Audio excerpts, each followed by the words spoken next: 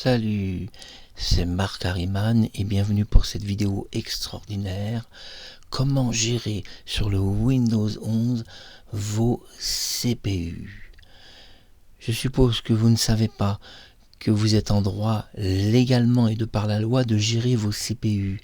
Parce que par défaut, ils démarrent tous en même temps sur n'importe quel système de Microsoft, de Windows XP, Vista, 7, Windows 8, Windows 10, qu'on appelle en américain Windows 10.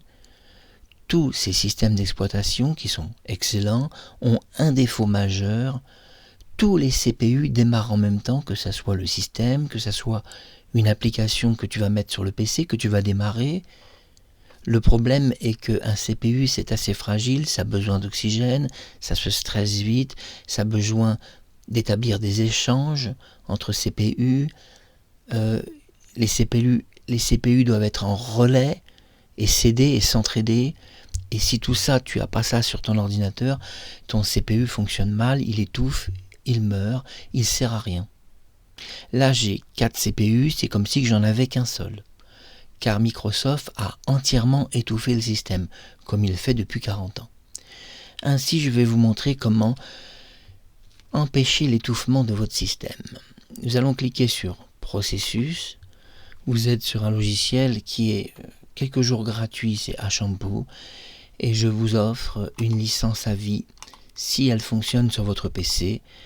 Donc, Core Tuner d'Ashampoo, voici la licence, vous pouvez lire. Entrez là et peut-être qu'elle fonctionnera sur votre PC. Ashampoo, c'est quoi ce logiciel de cœur qui fait marcher minimum 2 cœurs, 4 cœurs, 8 cœurs, 16 cœurs? C'est quoi ce logiciel? C'est un logiciel en temps réel qui permet à son utilisateur, c'est-à-dire vous ou moi, d'interagir directement sur le système d'exploitation Windows, y compris le Windows 11. Ce logiciel, pour cette raison, a été interdit de beaucoup de sites. Dans divers sites sociaux, on n'arrive même pas à le télécharger. Alors essayez de le télécharger sur le site officiel, et puis si là vous ne le trouvez pas, eh bien essayez de le trouver ailleurs. Et choisissez la version 2. Elle date un peu, mais elle a l'avantage de gérer le système Windows 10 et 11, et même les anciens systèmes XP et Vista, et tout en même temps. Et ce logiciel doit gérer tout en même temps parce que quand tu installes une application sur ton PC, parfois c'est une application qui est un peu ancienne et qui marche en Windows 7 par exemple. Donc autant choisir un Ashampoo un peu plus ancien qui pourra gérer tous les systèmes plutôt que choisir quelque chose de trop récent et qui va buter sur les anciens systèmes. Alors qu'est-ce qui est aberrant chez Microsoft? Depuis 40 ans qu'ils proposent les ordinateurs Windows, nous voyons que tous les CPU démarrent en même temps. Tous les CPU démarrent en même temps, regardez le système, les services, tous les CPU démarrent en même temps. C'est une aberration totale parce que ça devrait même être interdit devant un ordinateur où tous les CPU démarrent en même temps parce que ça abîme l'ordinateur. Ici, j'ai déjà fait quelques modifications. Ici, vous voyez, j'ai imposé que 3 CPU, j'en ai supprimé un parce qu'en réalité, par défaut, il y a tous les CPU qui sont inclus par défaut. Mais tout ça, c'est pas bon. Vous voyez, j'ai déjà fait quelques réglages. Et nous allons tout en haut et je vais vous expliquer c'est quoi Ashampoo. Ashampoo est un logiciel de CPU. Il peut interdire l'usage des CPU ou au système d'exploitation Windows 11 ou à vos logiciels. Il peut limiter à un CPU, 2, 3 ou 4 selon les logiciels. Évidemment, sur cet ordinateur, j'ai 4 CPU. Donc, j'ai un accès et un contrôle à 4 CPU. Si vous avez 2 CPU, vous aurez un contrôle que sur 2 CPU seulement. Ici, j'en ai 4, mais c'est comme si j'en avais qu'un, car tout le système est asphyxié. Je vais déjà commencer par soulager le système. Ici, nous voyons le client running time, on ne peut pas y toucher parce que le running time est très important, c'est ce qui fait tourner tout l'ordinateur. Ici, local sécurité aussi, c'est les deux choses où vous ne pouvez pas interagir. Windows Explorer, nous allons supprimer et je laisse un seul CPU. Comme vous voyez, j'ai imposé à Microsoft que pour son explorateur, il utilise un seul CPU sur mon ordinateur. Pourquoi? Parce qu'en réalité, ce qui bug une machine, c'est vos logiciels. Ce n'est pas vraiment l'explorateur, mais les logiciels que vous allez utiliser. Ici, en local sécurité, on ne peut pas sur la sécurité locale, et c'est normal, imposer des CPU. Nous voyons que sur la sécurité locale, nous pouvons avoir une interaction de 8 CPU. Donc vous voyez qu'en local, Microsoft peut utiliser jusqu'à 8 CPU sur un ordinateur qui en aurait 16. Et ça, c'est un peu un piège parce que si tu achètes un ordinateur qui a 16 CPU et que par défaut, il y a 8 CPU qui sont utilisés sur le local, eh bien, ton ordinateur, il fait 16 CPU, ben c'est comme si tu n'en avais acheté que 8. Parce qu'il y en a 8 par défaut que tu ne pourras pas utiliser. Donc, tu es marron quand même. Attention au piège. J'utilise une public Wi-Fi service qui n'est pas la Wi-Fi de mon fournisseur internet. Ça, c'est une application qui s'appelle My Wi-Fi Public et qui vous permet d'ouvrir un hotspot et de donner votre Wi-Fi à 255 personnes. Vous pouvez imposer des codes d'entrée, bloquer des ordinateurs, vous pouvez faire tout ce que vous voulez du moment que c'est votre Wi-Fi. Ma Wi-Fi Public est une application qui ne demande pas beaucoup de ressources parce que c'est un relais internet. Je peux lui supprimer 3 CPU, j'en laisse un seul, il n'y a pas besoin de plus. Movavi Screen Capture Pro, j'essaye d'articuler bien en anglais. C'est une application que je vais faire tourner avec 2 CPU. J'enregistre mon PC, j'enregistre mon micro. Vous voyez qu'avec 2 CPU, tout semble tourner convenablement. Je regarde s'il y a un problème. Bon, il n'y a pas de problème, tout s'affiche. Donc tout va bien. Donc ici nous voyons le node C, le node X c'est le Java. Ça, le problème du Java, c'est assez sournois parce que ça disparaît et on n'a pas accès au contrôle. Alors on peut y avoir accès, mais c'est compliqué. Il faut figer l'ordinateur. Ici, c'est tous les CPU de Microsoft. Vous voyez, par défaut, il se donne tous les CPU. Eh bien moi, je vais réduire tout ça. Ça ne me plaît pas. Je vais tout supprimer, j'en mets que 2.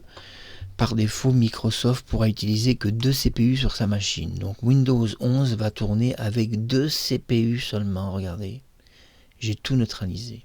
Voilà, j'ai imposé 2 CPU pour tout le système d'exploitation. J'en récupère 2, donc mon système va respirer. D'ailleurs, on voit qu'en bas, il tourne plus vite et voyons un petit peu tout cela de plus près. Voyons la ressource pour voir ce qui change. Alors l'ordinateur tourne beaucoup plus vite. Nous voyons que le Core 4 tourne entre 9% et 20%. Et c'est très bon parce que cela veut dire qu'il tourne vite, il se décharge vite, il revient vite sur sa base de 0%. Donc c'est excellent. Le Core 3 aussi, il revient sur une base de 0% très très vite. Et il tourne de 0% donc à 16, nous regardons, 12, 41%, 50, 56, très très bien. Le cœur, ça c'était le cœur 3, pardon. Le cœur 2 tourne à 72%, 80%, 100%. Et le cœur 1, qui est un peu plus sollicité, va tourner aux alentours de 80% et 100%. Pourquoi les 2 premiers cœurs sont un peu plus sollicités? Vous voyez qu'on est dans le rouge. Regardez bien le graphique, nous voyons que je suis orange-rouge et que 2 cœurs sont très sollicités. Donc ça c'est très bien parce que Shampoo a fait des graphiques rouges et verts. Et là je vois que le cœur 1 est très sollicité, le cœur 2, et pourquoi? Parce que si nous regardons dans le processus, nous voyons que le cœur 1 et 2, j'ai imposé à tout le système Windows 11 qu'il fonctionne sur 2 cœurs. Vous voyez, tout le système Windows 11 fonctionne que sur 2 cœurs.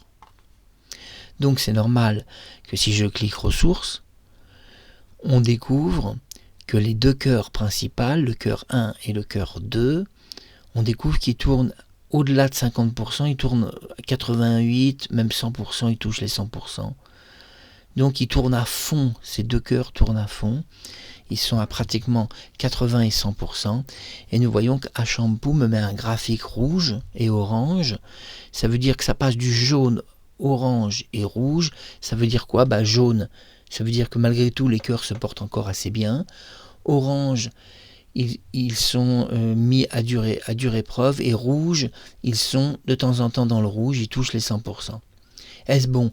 La réponse est oui. Oui, c'est très très bon. C'est très très bon, pourquoi? Parce que tout le système tourne sur deux cœurs, le cœur 1 et le cœur 2, et nous voyons que le cœur 3 qui est plus bas, et le cœur 4 ne sont pas sollicités du tout. Regardez, nous sommes totalement dans le vert. Regardez le cœur 3, le cœur 4, il est bien dans le vert, il est absolument pas sollicité. Et vous allez me dire, et ça sert à quoi ton truc? Eh bien, ça sert à imposer au système ce qu'il doit utiliser et que ce ne soit pas automatisé, parce que par défaut Microsoft automatise, je répète, par défaut Microsoft automatise toute sa machine, et donc en automatisant toute sa machine, j'utilise des mots très compliqués en français, c'est pour ça que parfois je me trompe, il va griller vos 4 CPU, c'est-à-dire il va les stresser, les bloquer, les ralentir. En fait, ton ordinateur, il va rien du tout. Il va rien tourner. Au bout de 2-3 applications, il est déjà mort, ton ordinateur. C'est comme si tu avais un seul CPU, c'est pas plus. Alors, avec Achampu Core, l'avantage, c'est que j'ai obligé, puisque j'impose la règle, j'ai obligé le système d'exploitation Windows 11 à ne tourner que sur le cœur 1 et le cœur 2. Et comme ça, je me garde pour moi le cœur 3 et le cœur 4, où je vais faire tourner mes applications uniquement sur le cœur 3 et le cœur 4. Comme ça, je sépare le système de mes applications. Mais je peux aussi décider de minimiser le système et de faire tourner mes applications avec 4 cœurs. C'est possible, c'est même pas dangereux en fait. Voici le processus. On va voir maintenant mes applications. Alors, il n'y a pas grand-chose qui tourne. Il y a un logiciel ici, qui est un logiciel de fusionnage vidéo. C'est Gilosoft, qui permet de fusionner des vidéos en temps record. Tu mets 2 épisodes d'une série télé. De 50 minutes, ils sont fusionnés en 30 secondes. Et tu obtiens un nouveau fichier d'1h30, l'équivalent de tes 2 épisodes. Si tes épisodes durent 45 minutes, 2 fois 45, ça fait 1h30. Et tout ça se fait en une seule minute. Mais je peux décider, alors mon logiciel, de lui attribuer de la puissance. Et donc, je vais voir un peu ça de plus près. Alors, je cherche. Voici le logiciel Gilosoft. Vidéo Gilosoft. Et là, j'ai ouvert vidéo joint. C'est-à-dire, je vais ouvrir ce qu'on appelle, je vais joindre 2 vidéos ensemble. Donc on voit que c'est ici. Ça bouge un peu, mais c'est pas grave. On voit que je suis en mode normal. Je vais mettre une priorité haute. Non, une priorité plus haute. Donc, ce logiciel vidéo, qui me permet de fusionner des vidéos, je vois que j'ai mis une priorité un peu plus haute. Et maintenant, je vais choisir le nombre de cœurs. On voit qu'il tourne sur un cœur. Eh bien moi je ne suis pas satisfait qu'un logiciel comme ça de fusionnage vidéo, il se permette de tourner sur un cœur alors que j'ai ce qu'il faut sur la machine. Je vais le faire tourner sur le cœur 3 et le cœur 4. Donc il tourne sur le cœur 3 et le cœur 4. Je dois être sûr de cela. Je vais donc aller dans ressources. Et je vais regarder la ressource pour voir s'il tourne sur le cœur 3 et 4. 3 et 4 est ici. 1 et 2 est ici. Ok. Je vais essayer de le faire tourner en 4 cœurs. Donc je lui donne le maxi. Donc là j'ai décidé que 4 CPU, la totalité de la puissance informatique vont tourner sur ce logiciel. On va voir maintenant dans les ressources ce qui se passe, parce que c'est important de lire le graphique. Ce qui est rouge est pas bon, ce qui est vert est très bon, ce qui est orange est moyen. Là, nous voyons que le système donc est à son maximum, 80 à 100%, et nous voyons que les cœurs qui sont plus bas, le cœur 3 et le cœur 4, lui aussi, il pousse bien. Donc ce logiciel, je peux maintenant l'utiliser, et nous allons l'utiliser. Je vais fusionner deux vidéos ensemble. Je vais choisir le tour du monde de Lady, l'épisode 50. Je vais choisir l'épisode donc 49. Le tour du monde de Lady, qui est un dessin animé japonais qui s'appelle Lulu, et en France porte un autre nom. Je laisse donc MP4. Je peux même décider de joindre les vidéos dans un autre format, mais je laisse MP4. Je vais mettre un dossier de sortie. Un dossier de sortie, je vais le mettre en musique. OK. Et je lance. Regardez bien. Regardez la progression, c'est en bas, et nous voyons que les deux fichiers vidéo se fusionnent très très vite. Nous sommes déjà à 10%. Ça tourne très très très vite. Et je signale que les deux fichiers vidéo font tout de même à eux deux près de 50 minutes. 45. Nous voyons que ces deux fichiers fusionnent très très vite et que relativement en 1 minute 30, je devrais avoir 45 minutes de film fusionné. Nous voyons que ça tourne très très vite, regardez. 42%, regardez, ça tourne. 46, ça va très très vite. Et en plus, je fais tourner mon micro. Je fais tourner une capture d'écran. Donc si je faisais pas tourner mon micro, ça irait encore plus vite. Et donc, il y a deux épisodes qui se fusionnent en un temps record. Ça va prendre, disons, 2 minutes, peut-être 3. Pour 45 minutes, 2-3 minutes, c'est bien quand même. Quand on sait que les logiciels, tous les logiciels de montage vidéo vont mettre plus d'une demi-heure à fusionner deux fichiers vidéo puisqu'ils recalculent toutes les données, ce qui est aberrant. Mais Gilosoft ne recalcule pas toutes les données. Donc c'est fait, ça a pris 2 minutes 30. Fichier de sortie réussi, nous allons voir un peu tout cela.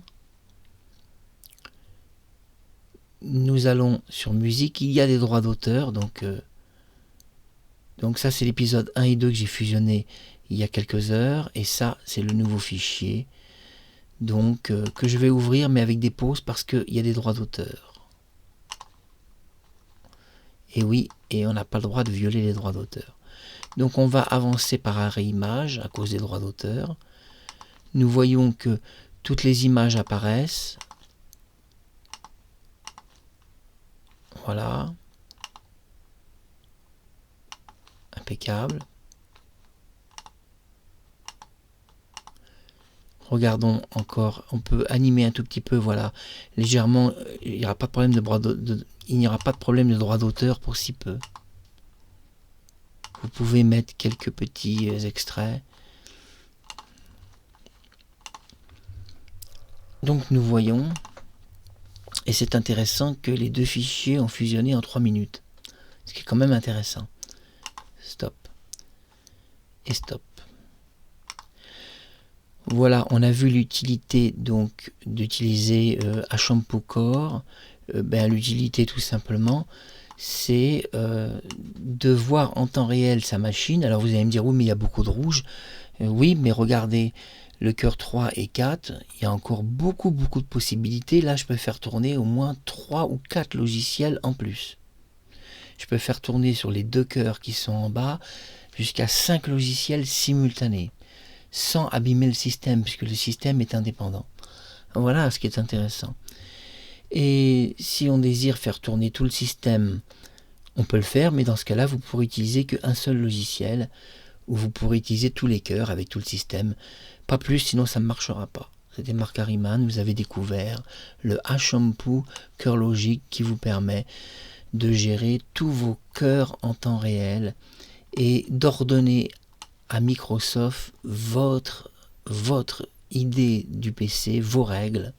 Vous pouvez même créer les règles, vous voyez ici. Et vous voyez dans les règles, vous voyez à Shampoo Snap, je lui ai mis, c'est un logiciel photo, un cœur, vous voyez, j'ai imposé les règles. Un cœur pour la Wi-Fi, tous les cœurs pour le logiciel vidéo de montage. Chrome, j'ai choisi tous les cœurs Chrome. Alors Chrome, Chrome c'est Google. On va supprimer les cœurs. On va lui mettre à Google 2 cœurs maximum, il n'y a pas besoin de plus. Comme ça, on en laisse 2 pour éviter le bug de la carte graphique. Regardons maintenant Google Chrome 2 cœurs, c'est fait. J'ai imposé 2 cœurs. Je regarde s'il y a d'autres choses qui tournent. À Shampoo Core, je dois laisser tourner les 4. Système, on laisse le système comme ça c'est le sous-système. De toute façon, on l'a régularisé. Et là, nous voyons que l'explorateur marche avec un seul cœur. Je vais faire réapparaître les icônes sur mon PC qui sont masquées. Donc, est-ce que ça va réapparaître? Un cœur, c'est peut-être un peu juste.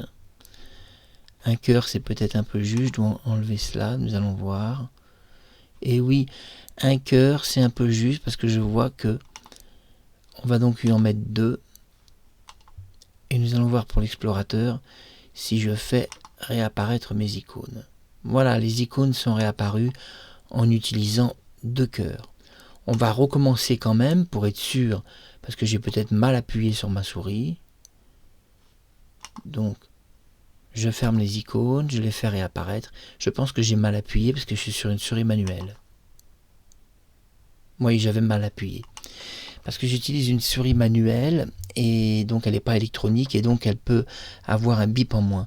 Donc non, avec un cœur c'est suffisant. On peut le faire tourner avec un cœur, l'explorateur, il n'y a aucun problème. C'était Marc Harriman, on a découvert donc les secrets. Vous pouvez donc créer vos règles, créer un profile, vous pouvez créer un nouveau profile. Et dans ce nouveau profile, vous pouvez établir un policier, par exemple, avec un œil vigilant. L'œil regarde, regarde de plus près ce qui se passe. Les ressources, l'autostar qui permet... C'est normal, ça, il y a un message d'erreur, ne vous inquiétez pas, c'est normal. C'est parce que j'ai supprimé 2 cœurs au système. Donc, comme j'ai supprimé 2 cœurs au système, il y a des choses qui ne s'afficheront pas. Donc, link, je le supprime. Plugin active, je le laisse. Plugin SkyDrive, je le supprime. Et je laisse le reste. Ça, link plugin, je le supprime. Ça ne sert à rien du tout. Quoique je vais quand même le laisser. Parce que c'est un plugin, il y en a déjà un qui est supprimé, c'est suffisant. On voit que actif 4, classé 1. Voilà, donc tout s'est bien passé, les services maintenant. C'est normal, vous inquiétez pas. C'est normal. Donc les services, donc on peut stopper un service, l'arrêter. On peut arrêter des backroom services.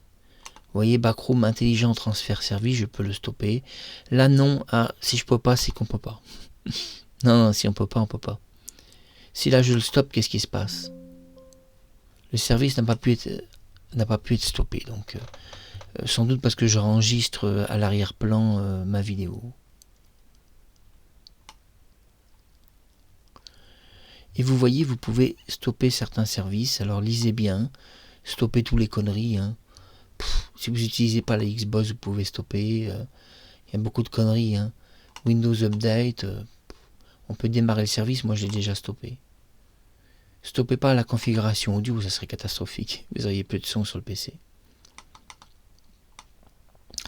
Donc ça vous permet d'alléger un peu le PC. La Wi-Fi, vous ne devez pas le stopper non plus. Défense service, laissez-le quand même. Service de mise à jour Microsoft Edge. Vous pouvez démarrer le service, moi je l'ai stoppé. Voilà, on a vu le Shampoo cœur. Regardons si je peux modifier encore quelque chose.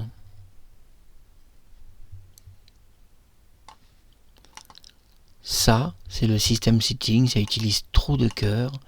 Je vais en mettre un seul. Pourquoi? Parce que le système setting, c'est quoi? C'est ça. Regardez, que vous arriviez à comprendre. Vous voyez, c'est ça. Le setting, c'est ça. Bon, on sera quand même étonné que Microsoft utilise 4 cœurs pour le setting. Il utilise 4 cœurs pour ça. Ça n'a pas besoin. J'en ai mis un seul de cœur. Pour le setting, j'ai mis un seul cœur et tout a marché très très bien. Donc c'est ridicule. Il est où le réglage setting? Système. Donc je dois appuyer sur le setting. Voilà. Ici d'abord j'appuie parce qu'il doit apparaître dans votre navigateur CPU. Voilà, il est là. Le cœur, il est là. J'en ai mis un seul. Vous voyez, j'ai mis un seul cœur. Et le système marche très très bien.